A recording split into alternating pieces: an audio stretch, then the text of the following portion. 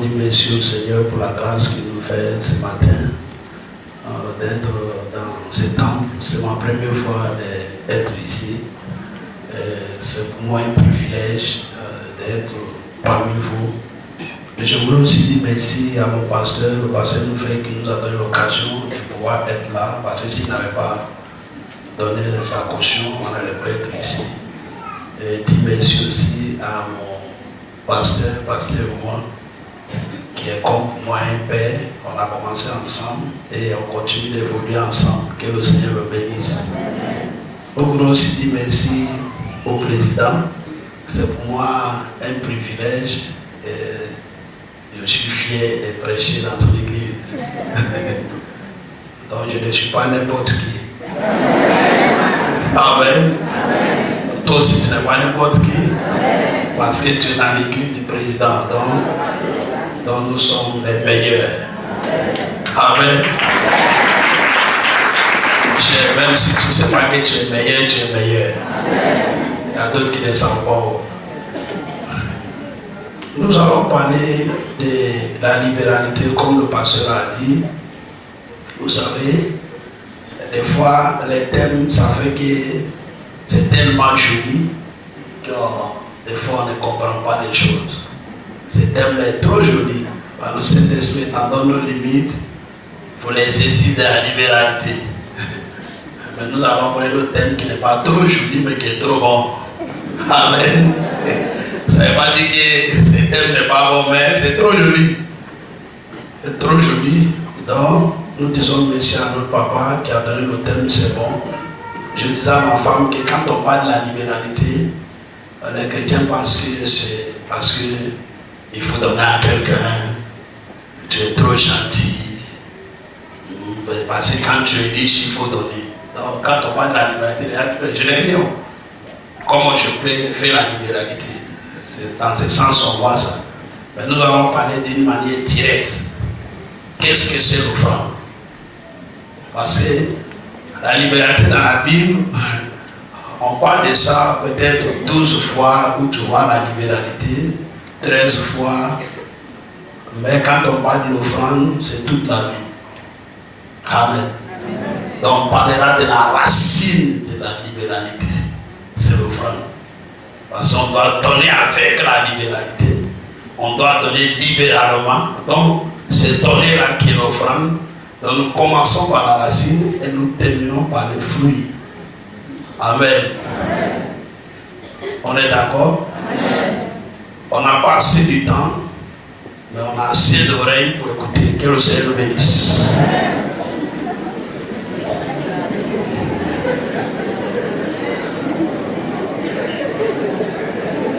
Parce que s'il y a deux cultes, si c'était un seul culte, j'allais vous faire 2 heures de temps d'enseignement. Vous n'allez pas être fatigué, je ne serai pas aussi fatigué.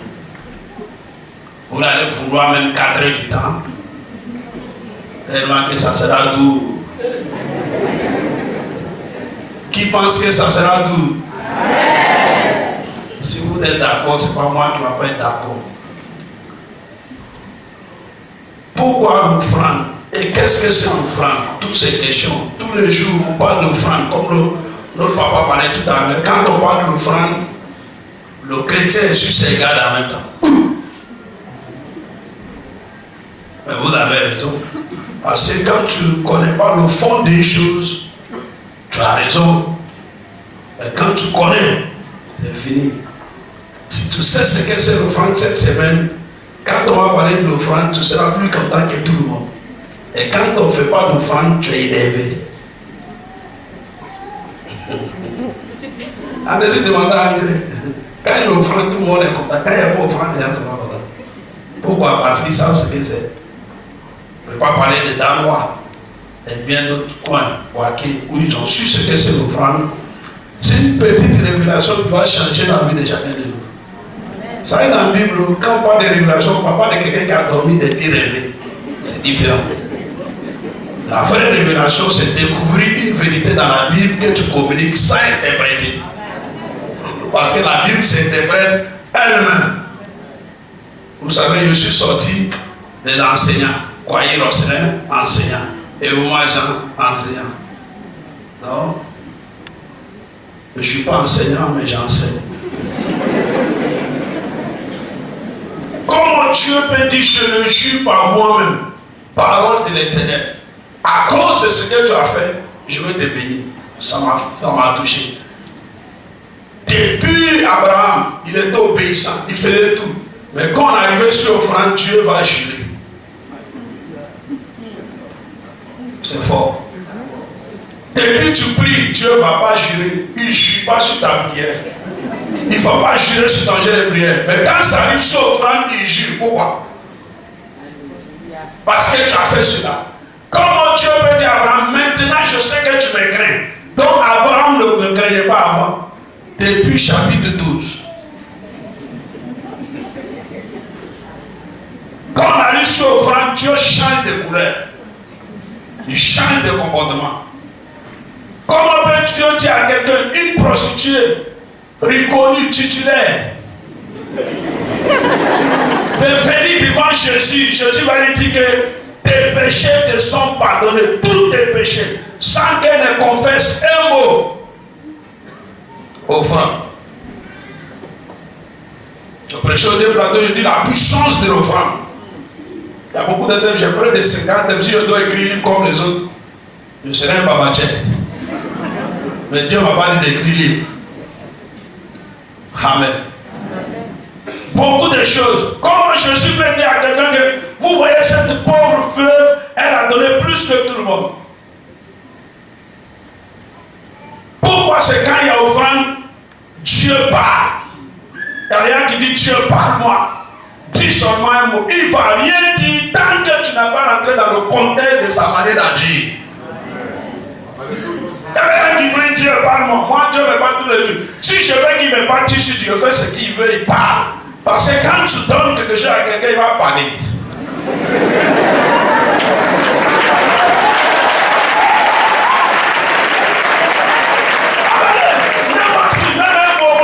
Quelque chose, un présent, il va parler.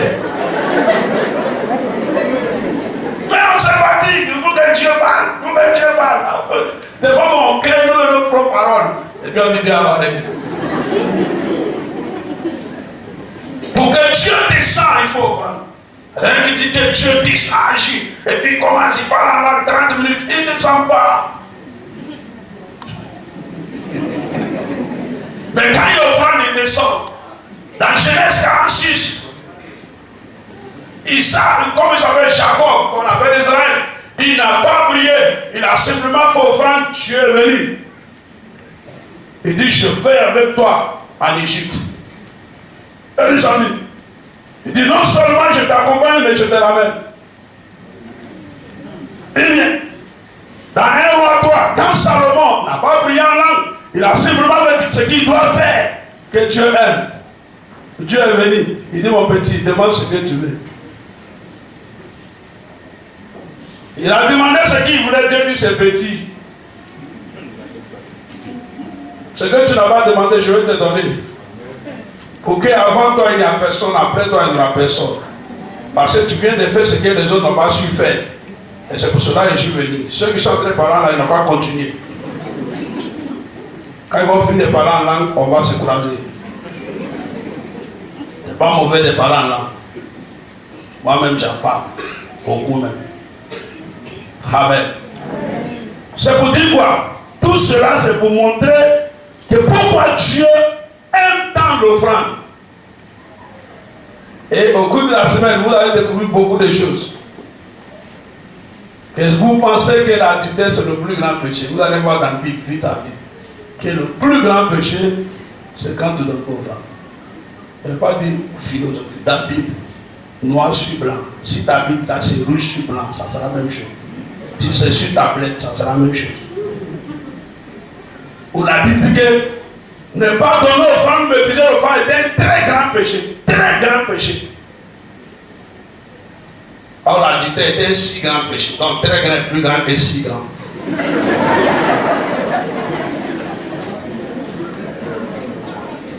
De toute façon, c'est ça qui fait que les chrétiens en souffrent. Parce que je ne commets pas du tout. Je ne fais pas un peu du tout. Mais tu donnes pas offrande. Et quand ça arrive au niveau d'offrande, Dieu même il tue. Société de Tiba. Et vous verrez pourquoi, quand ça arrive au niveau d'offrande, il tue.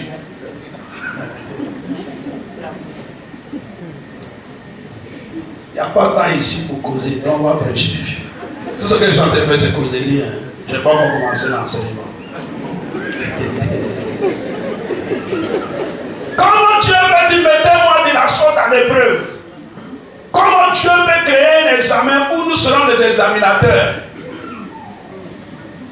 Comment Dieu peut se mettre en bas de nous à cause de l'offrande? Mettez-moi de la sorte à l'épreuve et vous verrez si je ne peux pas aller en classe supérieure. Et Dieu en classe, c'est nous on le surveille. C'est nous on lui donne test. Et vous savez qu'il n'échoue jamais. Amen. Et tous ceux qui le mettent à l'épreuve, que ce soit l'épreuve physique, maths, ce que tu veux, il a toujours 100 sur 100. Mais vous allez voir que dans la Bible, tous ces mots-là, on ne trouve pas ça sur les autres sujets sur lesquels nous sommes cramponnés. Et vous voyez offrande comme ça fait. Il y a même que trop Seigneur, tu sais que je n'ai rien. Tu n'as rien et puis tu penses que je suis pour venir à l'église. Marche, pied blanc. Là, tout le monde verra que tu n'as rien. Vous venez avec tes badets. On verra que tu n'as rien. Vous venez sans portable. On saura que tu n'as rien. Mais de façon qui dit qu'ils n'ont rien, si tu vois les portables, c'est vraiment portable. Donc, il ne faut pas te foutre de Dieu. Il faut dire à ton voisin, il ne faut jamais te foutre de Dieu. Et cette semaine, ça va changer la vie de quelqu'un. Pour ceux qui veulent écouter l'enseignement, c'est le soir j'enseigne. Si tu ne viens pas, ce n'est pas parce que ça est sur Facebook, quelque chose qui est en live là, c'est mieux qu'en déféré. Parce qu'en live, c'est contact direct. Et je vous fais une promesse. Si je finis de prêcher et que tu te comportes en fonction de ce que j'ai prêché, qui est la parole de Dieu, si Dieu n'a pas répondu ce que tu as mis dedans, je te rembourse. Parce que Dieu m'a béni. J'ai l'argent.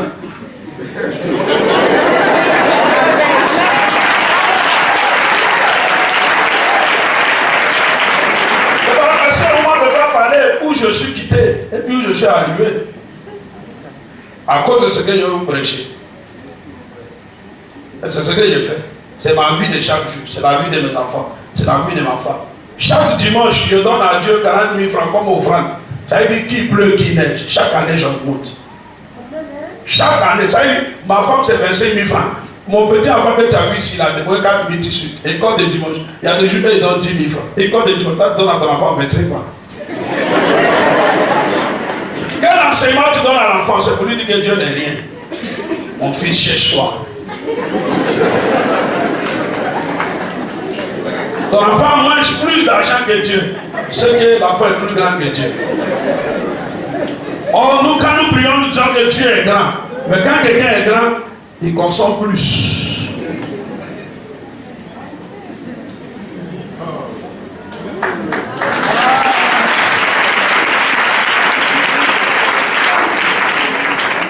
Qu'est-ce que c'est l'offrande? On peut dire beaucoup de choses. Parlant d'offrande, qu'est-ce que c'est? L'offrande, c'est une semence de l'eau bien à Dieu. Ça fait partie. 2 Corinthiens 9, 6 à 8. Galates 6, 7 à 8. L'offrande, c'est un investissement dans le ciel. Il dit, tu investis dans le ciel. Dans Matthieu 6, verset 20 à 21 et 33, verset 34 de Matthieu. L'offrande, c'est un service à Dieu. De toute façon, tu vas au travail, c'est un service. Il y a un autre thème où je traitais à André. Comment exceller dans les offrandes et bénédictions. Quand ton offrande devient un service, tu as le salaire. Quand tu le prends comme un service, un travail, de toute façon, tu te lèves le matin, n'importe quelle attitude, tu respectes tout ce qu'on te dit de faire. Tu reçois un salaire continuellement. C'est pour cela celui qui considère l'offrande comme ce que l'offrande c'est, il ne peut jamais être pauvre. Même si la pauvreté à grandir. Et il peut jamais souffrir. Il va toujours prospérer. Je vais vous montrer beaucoup d'aspects. Vous voyez? Donc, c'est un service qu'on rend à Dieu. L'offrande, c'est un prêt que l'on fait à Dieu. Quand tu fais une offrande, c'est un prêt que tu fais à Dieu. Pourquoi? Parce que Dieu, il a l'argent. Il a tout. Donc, quand tu lui donnes là, c'est pas parce que c'est un moisi. C'est pas parce qu'il n'a rien à manger. C'est parce que tu lui fais un prêt. Et quand on fait un prêt, on sait ce qui on gagne.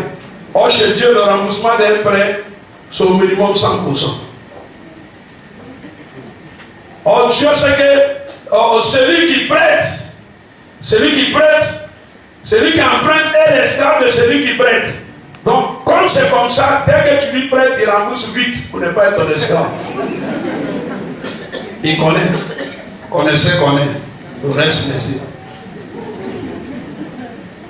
Donc c'est un prêt à Dieu. 1 Samuel 1, verset 28. C'est écrit, noir sur blanc. Et 1 Samuel 2, verset 20 à 21. L'offrande, c'est une bonne œuvre. Éphésiens 2, 10. L'offrande, c'est un placement. Parce que vous êtes habitué au placement ici. Ce n'est pas ici, en Côte d'Ivoire. Tout le monde sait ce que c'est placement. Même dans les villages. Donc c'est un placement. Ceux qui cherchent placement, l'offrande c'est un placement qu'on fait à Dieu. C'est plus fort que agro-business. Pourquoi? Parce que c'est sûr qu'il va te le rendre. Et puis les pourcentages sont énormes. Amen. Et Timothée 6, verset 18 à 19. L'offrande, c'est une épreuve. Dieu nous met à l'épreuve. Pour que Dieu puisse connaître si un chrétien est normal ou anormal, il passe par l'offrande. Il ne passe pas par prière. Parce que quelqu'un qui n'est pas normal peut prier plus que celui qui est normal. Sans virgule ni point. On ne peut pas l'arrêter. Même le dirigeant ne peut pas l'arrêter. Mais comme Dieu connaît ça, il connaît que l'homme, il dit ce peuple me loue de bout de lèvres, mais son cœur est éloigné de moi. Donc Dieu connaît. Donc quand il veut savoir si tu l'aimes, il passe par offrande. Parce qu'il n'y a pas quelqu'un qui n'aime pas l'argent. Donc si Dieu veut savoir si tu l'aimes, il touche tes biens. Et si tu fais oui, je savais qu'il est dans tes malou.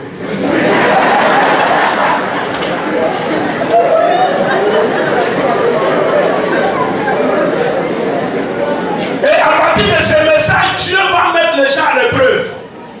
Le Saint-Esprit va parler à ton cœur, il dit fais ça, fais ça. Le Saint-Esprit va te dire, donne voiture, un pasteur. Le Saint-Esprit va te dire que tu as un terrain qui est là, donne ça à l'église. Tu te mets à l'épreuve. Et puis tu es là. C'est là que Dieu va savoir si tu l'aimes.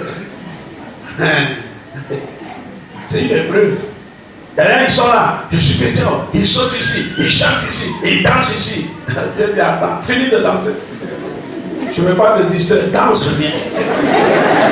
Quand tu finis de danser, il dit, ok, ça finit. Il dit, il faut enlever celui là. Tu finis, il dit, donne-moi ton fils, ton unique. Et puis il dit le nom. Il dit, donne-moi telle chose. On a passé par là. Je fais économie avec ma femme pour construire au village. Pour quelqu'un qui a réussi en ville, tu sais, il ne construit pas n'importe quoi au village. Donc il faut voir le montant. Et je devais construire, je vais. Et puis Dieu dit non, l'église au village là, qui est comme ça, donne l'argent. Épreuve. Et puis je prie tout, j'ai donné. Sans savoir combien ils vont dépenser. L'argent a pu mettre toiture, mettre les fenêtres en fer, mettre tout. L'église est devenue église. Amen. Et puis moi, je n'ai pas maison. Quelqu'un qui a réussi en vie. Oh, tout le monde sait que j'ai ça. Tout le monde sait quand tu es riche, ça ne se cache pas. Même si vous trouvez vous porter des bannières.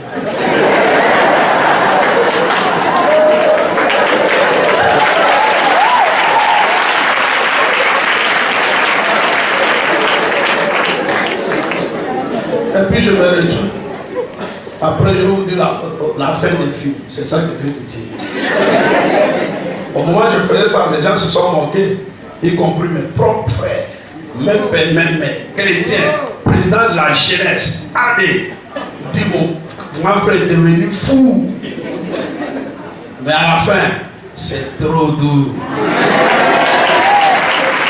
Aujourd'hui, les mêmes frères qui se sont moqués, quand je l'ai fait, un je paye pour lui donner l'année 2012. L'autre, cette année-là, je paye qui a voulu dire c'est ce qu'il veut. Qu'est-ce que tu veux? La même personne là qui a fait, c'est moi je lui demande, qu'est-ce que tu veux que je fasse pour toi? Et puis il fait ça. Je dis, c'est pas un problème. Donc j'arrive à bien t'envoyer. Et puis, propre. Même personne. L'argent ne me manque plus. L'argent ne va jamais me manquer. Tant que l'argent existe sur la terre, il sait où je suis.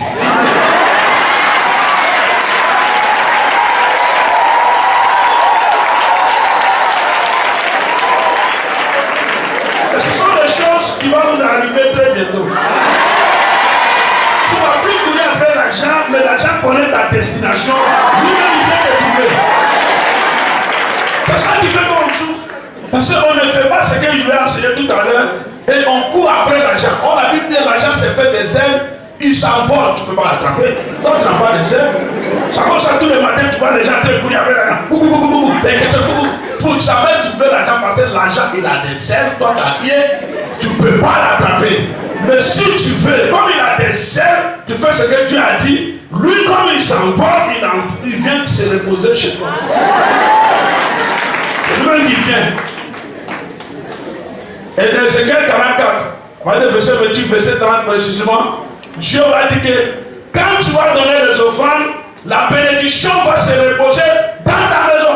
Si l'argent, quand on parle de bénédiction, ça regroupe l'argent, santé, tout ce qui est prospérité, il vient chez toi. Est-ce que tu as besoin de le poursuivre? Il est assis là-bas, comme télévision. Donc, l'offrande, c'est un placement ou une action commune envers Dieu.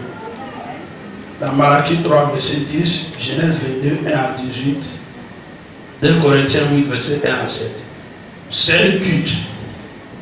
L'offrande est un culte. Je l'ai dit aux chrétiens que quand tu viens à l'église sans offrande, tu n'es pas venu au culte.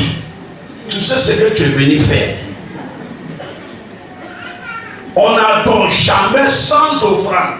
Ce n'est pas possible, ni aujourd'hui, ni demain. Même chez Satan, tu vas là-bas, sans rien, il va te dire, tu es venu faire quoi? Tu te lèves comme ça, tu te laves, tu te parfumes, tu viens ici, je suis venu au culte. Même si je n'ai rien, Dieu sait. Il se bat. Lui, il t'a dit, fais ça. Il dit que personne ne se présente devant moi les mains vides. Mais pourquoi tout le monde désobéit à Dieu comme ça, d'une manière exprès? Dans Deutéronome 16 à 17, il dit que chacun apporte selon la bénédiction qui lui a été accordée. Ce n'est pas parce que l'autre donne 1000 francs que moi il faut prendre 1000 francs. C'est selon ma quantité d'argent que je fais mon offrande. Je ne fais pas par rapport à l'autre. C'est pas parce que l'autre est professeur à l'université, il donne 5 000. Et comment je cherche mon commerçant, je vais lui donner. Non, c'est faux. C'est selon le kilo de l'argent que j'ai, que j'enlève.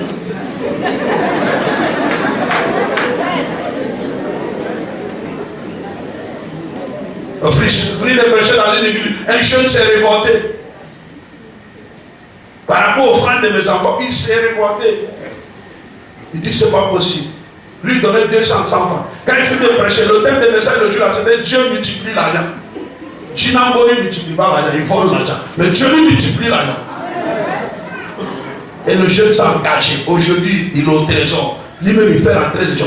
C'est pas une avenir.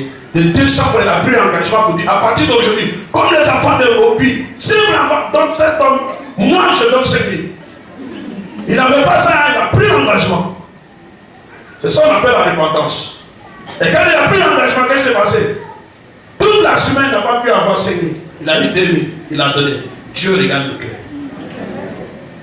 Quand il a donné les 2 000 francs, il s'est engagé encore pour la semaine prochaine. Il a pu avoir 5 000. Semaine qui a suivi encore, il a donné 5 000. Avant que le mois va finir, il a passé 2 concours qu'il a été désespéré, il ne comptait plus sur ça. Il travaille dans un coin d'informatique, il s'est débrouillé, il s'est dit que ça va, le concours là, ça ne va jamais marcher. Après cette action, les 2 concours ont marché, c'est à lui de choisir. C'est son appel bénédiction. Quand il y a bénédiction, il y a choix. Mais quand tout le monde vient, c'est Dieu, que la volonté de Dieu soit faite. Moi, je voulais vélo, il m'a donné auto. C'est sa volonté. C'est fort. Il dit que, fin de l'éternel des délices, il te donnera ce que ton cœur désire. Moi, je ne veux pas vouloir faire des grands détails, et puis Dieu va me donner les mots. C'est quelle volonté qui s'accomplisse. Parce que je ne serai pas content au lieu de se divorcer. Mais le chrétien prend les choses, il va sur Dieu. Quand quelque chose arrive, il devient comme musulman. C'est bon. Il y a rien, son à 40 ans, il meurt, il dit c'est Dieu d'amour. Tu es venu faire quoi? 40 ans, c'est quoi? Nous là, si tu passes ça avec on ne quitte pas.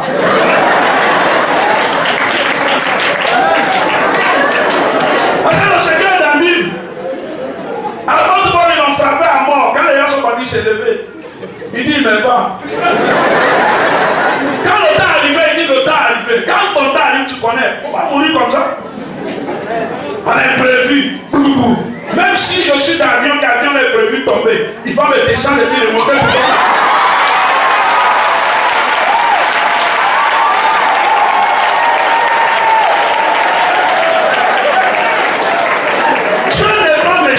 C'est nous qui pensons que Dieu est méchant parce que nous refusons de suivre ses principes. Il n'est pas méchant. Tu es là, tu souffres. Tu dis que non, tu traverses des désert. C'est quel désert qu'on traverse qu'on ne finit pas de traverser? Donc ton désert là n'a pas de limite. La Bible dit qu'il y aura tribulation, puis il a dit 10 jours. Il y a toujours une limite. Nous là, j'ai mangé 75 fois par jour, il connaît. Parce que moi aujourd'hui, je n'ai plus faim. Quand tu as l'argent, tu n'as plus faim.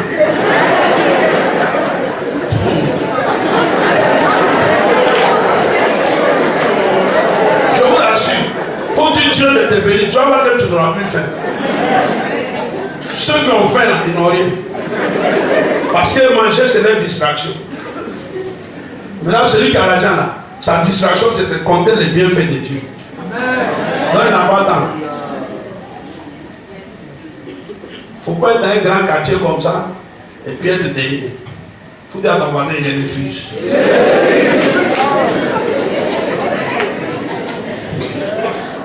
Donc c'est un culte à Dieu, c'est une adoration. Romains 12, verset 1 à 2, Matthieu 2, verset 11 et Genèse 2, 22, verset 5. C'est une adoration donnée à Dieu. Et c'est un commandement de Dieu. Donc ce n'est pas si je veux. C'est pour cela que je vous parle d'offrande. Parce que la libéralité là, quand quelqu'un donne, on dit oh, il est bien, il est bien. C'est faux. Donc quand tu vas savoir ce que c'est offrande, tu vas savoir que donner là, tu vas voir que tu es bien. C'est un commandement. C'est un commandement, c'est un ordre que tu dois obéir obligatoirement. Même si ça te plaît, ça ne te plaît pas, tu dois obéir à ça. C'est un commandement comme les autres commandements. Deutéronome 16, verset 16 à 17 que j'avais dit tout à l'heure. C'est un commandement de Dieu. Tu dois exécuter. Et vers la fin, c'est une reconnaissance à Dieu. Le fait que Jésus est mort pour toi, tu dois faire offrande tous les jours. Tu as payé combien? Même en Côte d'Ivoire ici, où on marche, où on assis, on paye. Je suis là à marcher comme ça. Le gouvernement prend l'argent. Il prend le micro qui sonne là, il prend l'argent. Parce que sur facture de ceux, il prend 18% sans le consentement de quelqu'un. Tu peux ou tu ne peux pas, il prend. Nous qui faisons des affaires là, on ne peut pas vous expliquer. Il prend 18%, ça ne suffit pas. Il prend patente, ça ne suffit pas. Il prend un pot sur l'église, ça ne suffit pas. Et puis il prend sans demander ton avis. Mais Dieu nous dit des choses simples. On refuse. C'est une reconnaissance pour tout ce que Dieu fait pour toi chaque jour. Qui suis-je pour respirer? Va à l'hôpital, ministre meurt, président meurt. Il y avait un président d'un pays, il avait réunion, le Seigneur autre part. Il a dit envoyer sa voiture blindée. Et lui, il doit venir monter dans la voiture là. On dit il est mort. Est-ce qu'il peut dire non? Or, quand tu fais la volonté de Dieu, tu peux savoir quand tu t'en vas. Et puis tu réunis ta famille. Il dit, mais ta femme, mais derrière, parce que nous là, on dit celui qui craint Dieu, il sera béni comment? Il verra les enfants de ses enfants. Donc si tu n'as pas encore vu les enfants de tes enfants, il ne faut pas dire que je vais mourir. Et pour moi, arrive très bientôt, parce qu'ils sont en train de devenir grands. Et ils vont se marier chap pour que je voie les enfants.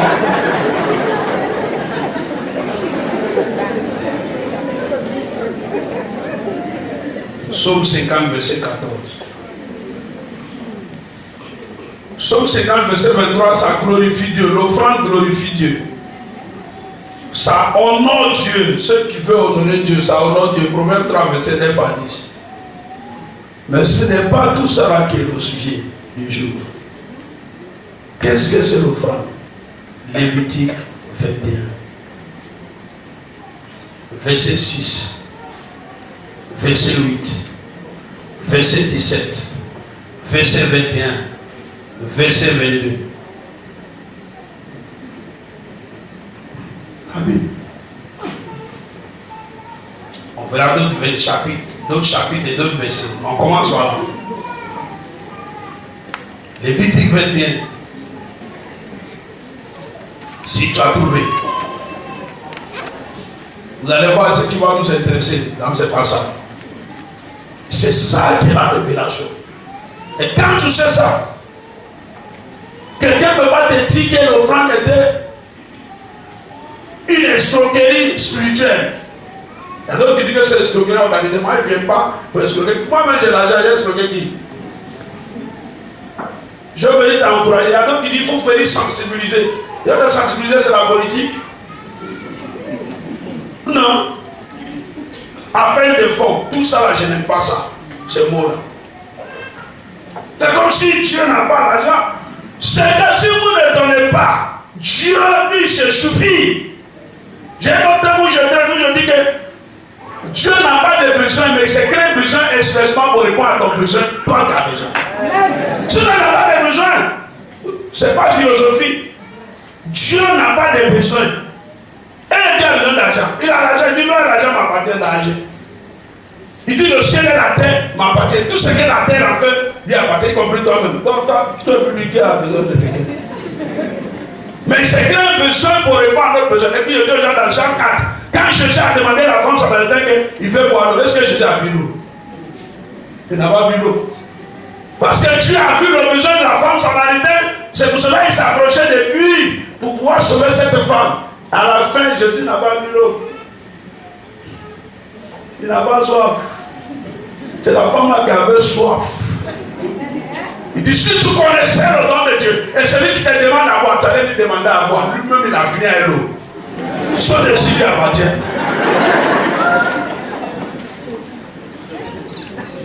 Donc, quand on dit donne l'offrande là, c'est pas parce que Dieu a besoin, c'est parce que tu as besoin. Il faut bien comprendre le secret.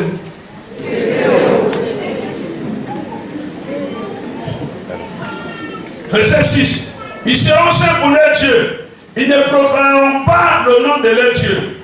Car ils offrent à l'Éternel des sacrifices consumés par le feu, l'aliment de leur Dieu. Souligner l'aliment de leur Dieu.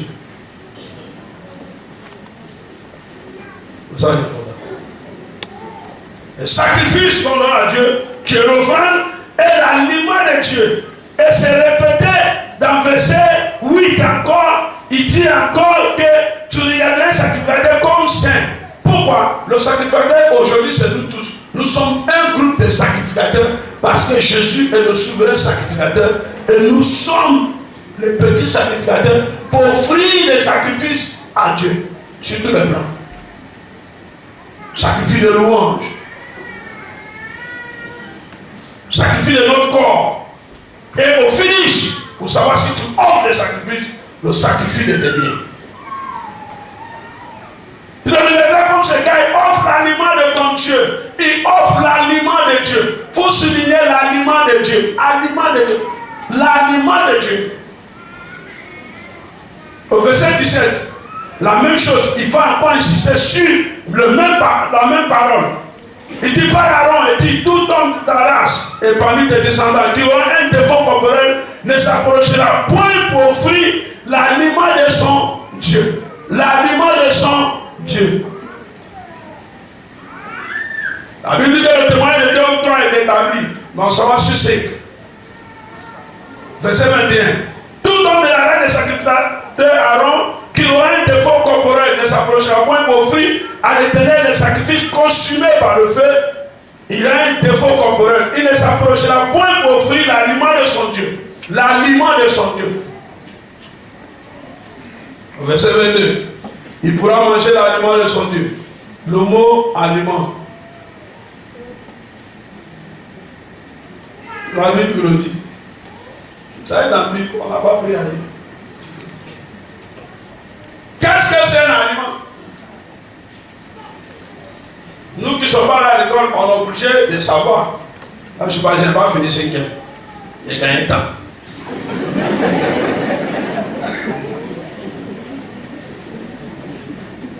Si on n'a pas expliqué, on va penser que c'est manger des poulets. Parce que non, on connaît. Mais qu'est-ce que notre dictionnaire dit? L'aliment, c'est ce qui se mange et c'est entretenir la vie. Première définition. Ce qui se mange et c'est entretenir la vie. Donc, moi je pensais avant que l'aliment, c'était pour les animaux. Or, c'est faux. C'est pour tout le monde. Aliment, c'est aliment. Amen. Une autre définition. L'aliment, c'est la nourriture. C'est la nourriture. La nourriture, c'est quoi? C'est ce qui fait vivre, ce qui fortifie l'homme. Ça nous permet d'avoir la force. Et vous voyez dans Genèse 18, verset 5, Moïse va interpeller ces hommes de Dieu, sinon Dieu. Ange de l'Éternel, pour dire, pardonnez, laissez ici pour manger quelque chose pour avoir la force.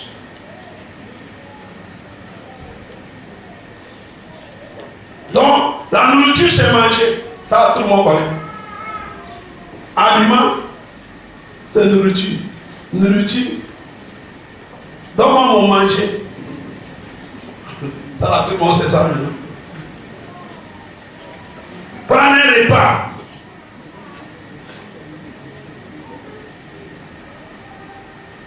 Elles sont sûres. Et ça, tu découvres quelque chose. Donc, l'offrande n'est pas ce que nous pensons. En réalité. Mais l'offrande, c'est la nourriture de Dieu. Parce que Dieu est un être vivant. Tout être vivant mange. Et on ne se pose pas la question, mais pourquoi Dieu est le vivant des vivants? Qu'est-ce qu'il mange? Donc, je t'annonce que ce que Dieu mange, c'est l'offrande. Parce que s'il ne mange pas, il allait mourir. C'est une manière de parler. Si tu es vivant et tu ne manges pas, tu vas mourir. Et comme lui, il vit éternellement, il mange éternellement. Vous savez, il y a toujours offrande. L'offrande ne va jamais s'arrêter. Parce que ça lui permet d'être fort, ça lui permet de vivre. Et ça permet à Dieu d'entretenir sa vie. Révélation. Si Dieu ne mangeait pas avant de créer Adam et Ève, comment il peut créer Adam et Ève et puis il est même où on mange? Et puis il a dit, vous pouvez manger de tous ces fruits. Il a créé les fruits avant de les créer. Donc quand il a créé, il mangeait. Et quand il les a appelés, maintenant il dit, mangez de tout. Mais voici ici, ne mange pas là-bas. C'est là-bas que je mange.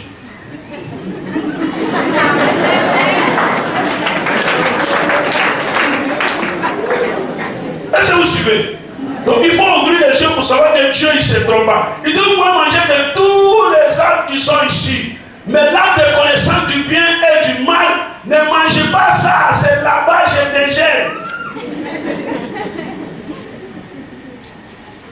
Et quand il est venu, à l'heure qu'il vient pour dîner, il se trouve que les gens sont partis manger son plat. Il dit quoi? Il dit mais, qui vous a dit de faire ça? C'est dans ça que tous les chrétiens ont un problème. Quand tu manges ce qui revient à Dieu, il te chasse de ta bénédiction. Il te retire de sa bénédiction. Vous verrez ça au cours de la semaine. Les dangers de ne pas donner à Dieu. Et tous ceux qui ont refusé que Dieu mange, Dieu les a arrêtés de manger. Amen.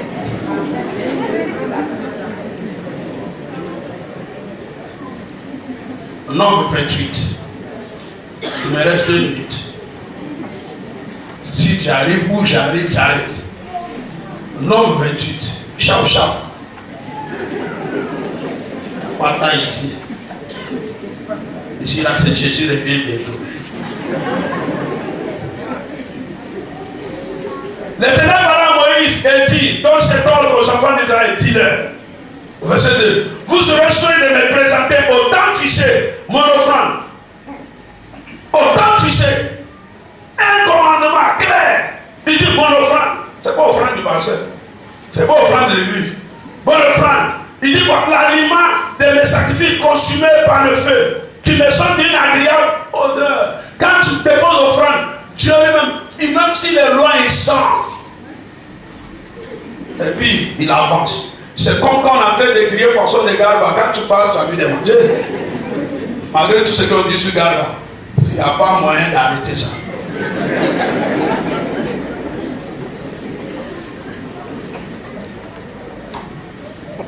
Pour ceux qui aiment la lecture, Ézéchiel 44, 7 à 8, 15 à 16, vous pouvez lire ça à la maison. Ésaïe 43, 23 à 24. Et Malachie 3, verset 10. Là, il était clair, mais on n'a jamais eu la révélation. Il a dit clairement, nourriture, nourriture. Il n'a pas passé par deux côtés. 3, verset 10. Regarde ce qu'il dit. Il dit, apportez à la maison du trésor toutes les dîmes, afin qu'il y ait de la nourriture dans ma maison. Apporte ça. Pour que moi aussi, j'ai ce que je mange. Et vous mangez pour vous. Dieu ne mange pas placali. Il ne mange pas du lit. Ce qu'il mange, c'est offrande. Et au cours de la semaine, je vais montrer comment il mange. C'est important. Tu vas voir comment Dieu mange. De toute façon, tu manges là. Il mange. Et puis il mange sur table. Tu ne manges pas à terre. Je suis parti dans une église, je n'étais pas à terre. Ça foulait. Tu ne manges pas à terre. Il mange sur table. C'est une chose civilisée.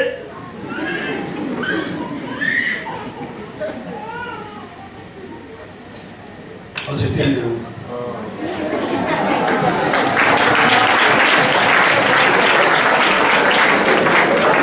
On va faire prier de 1 minute. Prier de 1 minute. Vous dites, Seigneur, aide-moi à comprendre ta parole. Il y a un chant que j'aime. Peut-être au cours de la semaine, vous allez chanter ça. Ramène-moi sur ta parole. Et connais votre ami. Si on revient sur la parole de Dieu, beaucoup de choses vont changer. J'étais en train de prêcher à ma communauté aux chrétiens que si jamais on obéit à ce que Dieu nous a dit de faire, il n'y a pas quelqu'un qui peut nous attendre. Les chrétiens tournent en rond. C'est nous, on manque de tout. C'est nous, on quête pour vivre. Non, il y a un autre thème, je prends, je dis, la vie chrétienne est une vie sans effort. Les gens veulent écouter. Et puis je commençais à étaler ce que c'est. Parce que je dis que si un chrétien est comme un train, s'il est sur rail, est-ce qu'il fait effort pour rouler fort? Est-ce que quelque chose peut arrêter le train qui est sur rail? Mais si le train là descend des rails, est-ce qu'il peut bouger? C'est ça. Tu vas dire, Seigneur, aide-moi